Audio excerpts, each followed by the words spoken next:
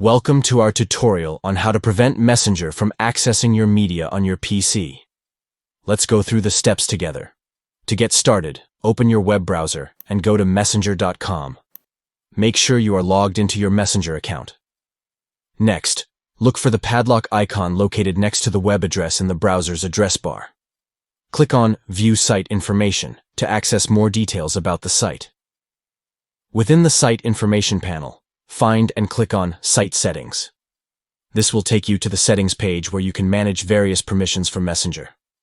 Under the Permissions section, you will see a list of permissions that Messenger has. Here you can disable the specific permissions that you want to prevent Messenger from accessing, such as your media files. By following these steps, you can control and restrict the permissions granted to Messenger on your PC, enhancing your privacy and data security.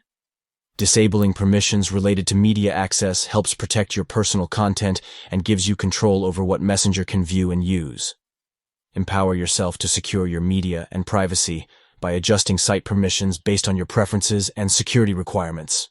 Thank you for watching this tutorial.